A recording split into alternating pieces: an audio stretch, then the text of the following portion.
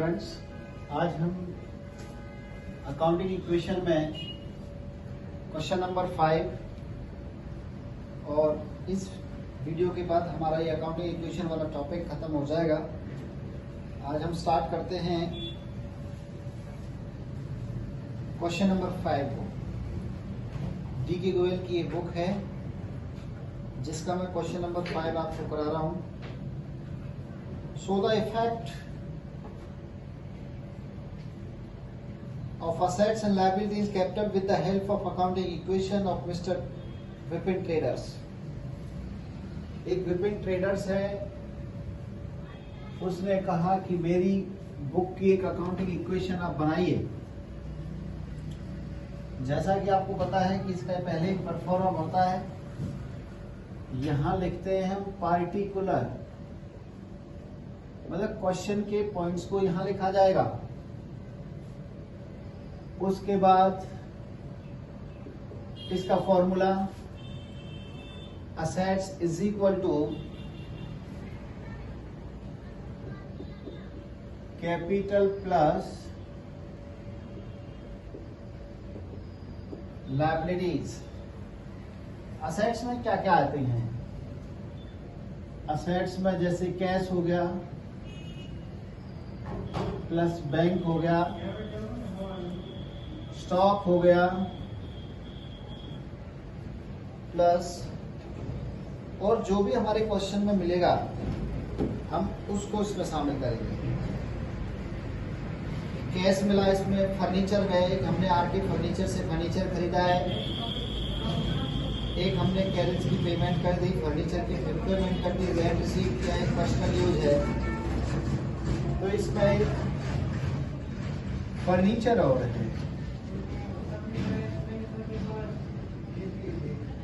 ठीक है।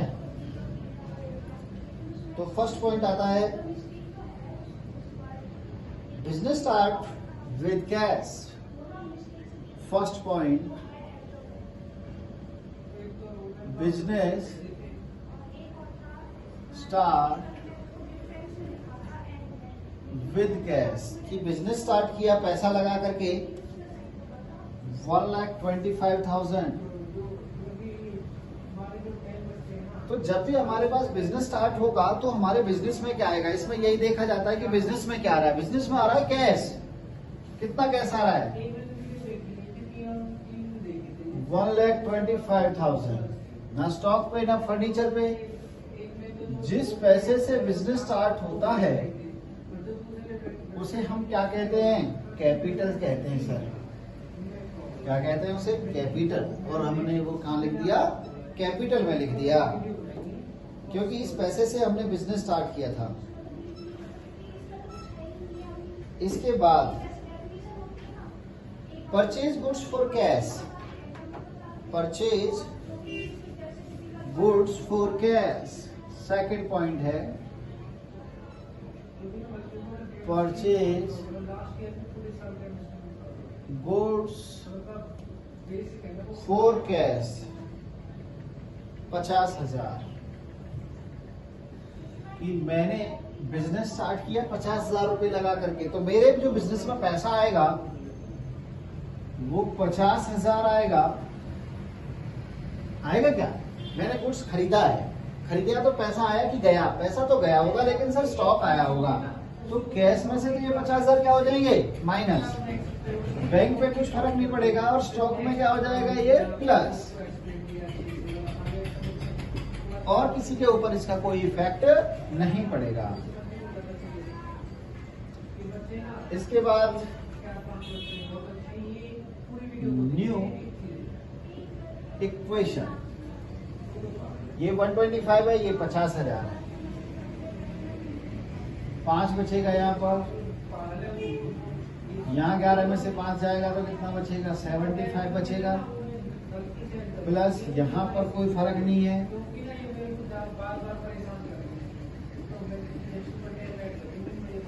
ये यहां तक क्लियर हो जाएगा। ये 2 पॉइंट क्लियर हो चुके हैं कि एक तो बिजनेस स्टार्ट किया था उसने, और एक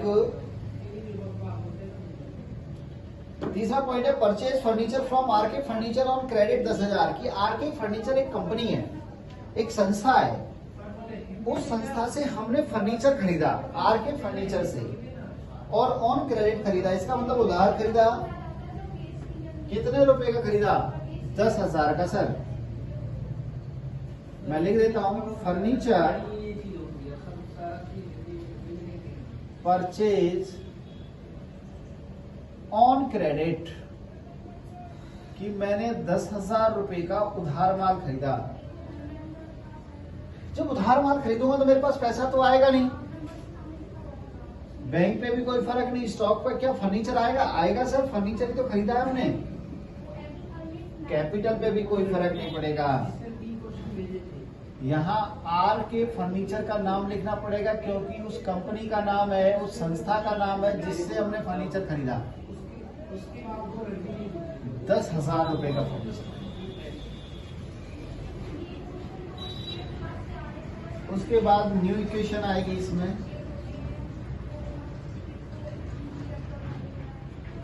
ये सेम आ जाएगा 75,000। यहां तो कोई दिक्कत है ही नहीं। ये 50 भी सेम आ जाएगा, ये 10,000 सेम आ जाएगा, 1,25,000 यहाँ आ जाएगा और ये 10,000 आ जाएगा। इसके बाद एक और बात आती है कि sold goods to Parol traders, कि हमने पारोल ट्रेडर्स को 7,000 रुपए का माल 9,000 में बेच दिया। आप मुझे ये बताइए कैश में कैश है? कैश नहीं है सर, नाम है कंपनी का कि हमने पारोल ट्रेडर को माल बेच दिया 7,000 कॉस्टिंग का। वॉइड नंबर ये बिल नंबर होता है। और 7 वाला कितने में बेचा? 9,000 रुपए में।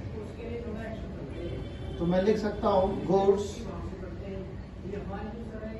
सोल्ड टू पारोल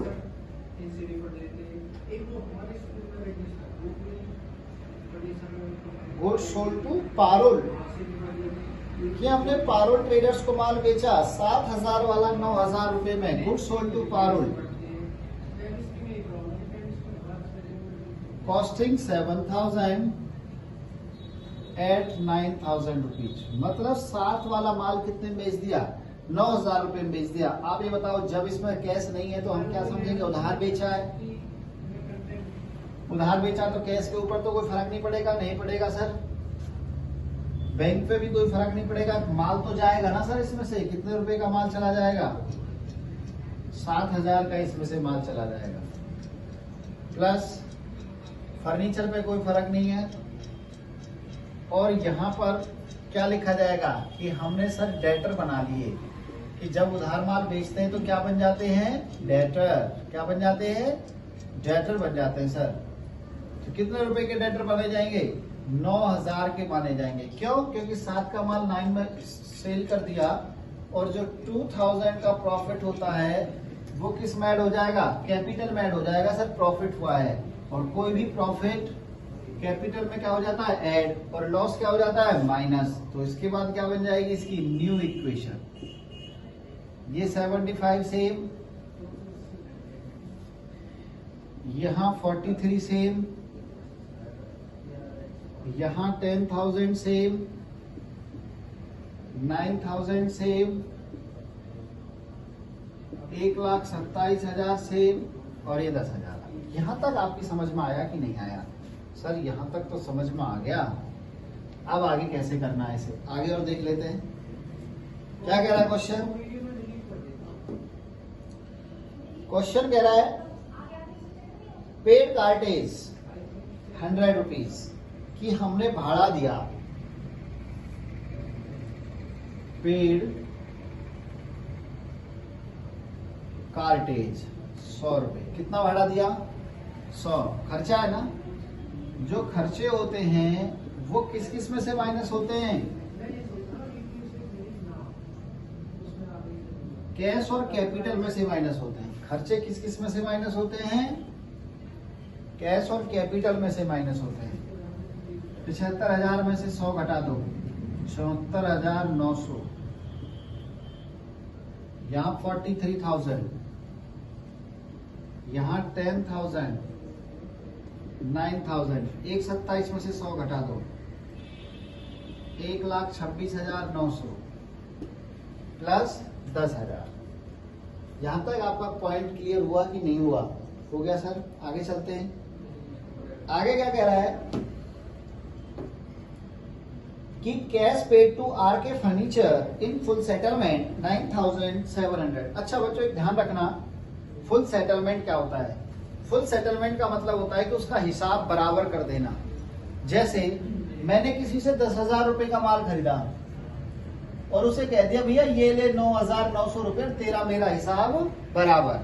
मैंने कितना कैश दिया उसे? 9,900। कितना नहीं दिया? 100 रुपीज। वो मुझे क्या हो गया? प्रॉफिट, फायदा। फायदा किस में ऐड हो जाएगा? कैपिटल में, और उसका हिसाब भी पूरा चुकता हो जाएगा। तो ध्यान रखना, जब भी पेमेंट फुल सेटलमेंट का होती है और यदि हम कम देते हैं तो वो हमारे लिए क्या हो जाता है? प्रॉफिट हो जाता है। क्या हो जाता है? वो प्रॉफिट हो जाता है। क्या है point? Cash paid to R K furniture in full settlement. किसको कितना रुपया दिया? हमने आर के फर्नीचर को फुल सेटलमेंट में पैसा दे दिया। किसको? फर्नीचर को, आर के फर्नीचर को 9,700 रुपए। कितना दे दिया?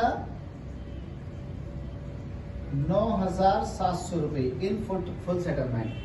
आर के फर्नीचर का रुपया कितना था? 10,000 देना था। हमने उसे दे कितना दिया? 9,700। तो हमारे जेब में से कितना पैसा जाएगा? 9,700 जाएगा। यहां पर कोई फर्क नहीं पड़ेगा। और 300 रुपए का जो प्रॉफिट होगा वो किस में जुड़ जाएगा? कैपिटल में जुड़ जाएगा। और इसका हिसाब क्या हो जाएगा? बराबर। कहीं यहां पर 9,700 लिख दोगे तो गलत हो जाएगा। यहाँ पूरा 10,000 लिखा जाएगा। क्यों? क्योंकि उसका हिसाब बराबर कर दिया, फुल सेटलमेंट है। और चाहे दिया कितना भी हो उससे हमें कोई मतलब नहीं, क्योंकि उसकी अब देनदारी नहीं बचेगी। 9 में से 7 गए तो यहाँ 2 बचेगा, 14 में से 9 गए तो 5 और 65,200। यहाँ 43,000,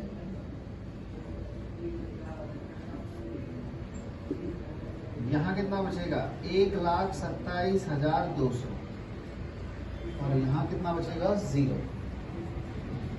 यहां तक आपका पॉइंट क्लियर होते रहे होंगे कि सर अब आगे कैसे करेंगे। अब आगे देखते हैं। मैं क्वेश्चन नंबर 5 करा रहा था आपको। क्वेश्चन नंबर 5 के अंदर कह रहा है अब हमने नगद माल बेच दिया 10,000 रुपए का 12,000 रुपए में। Cash sale 10,000 at 12,000। ये न्यू इक्वेशन है मेरी कि कैश सेल और जो कैश सेल करी है वो कितने की करी है हमने?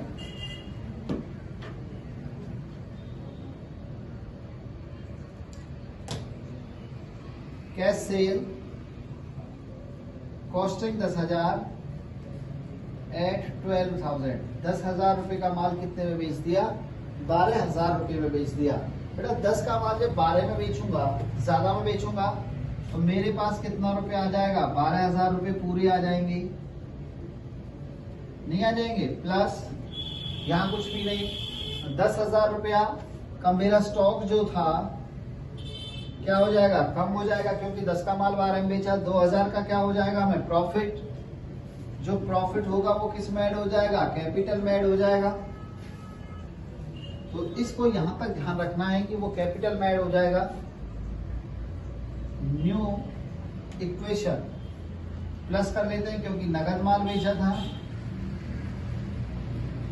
यहां बैंक में कुछ है नहीं,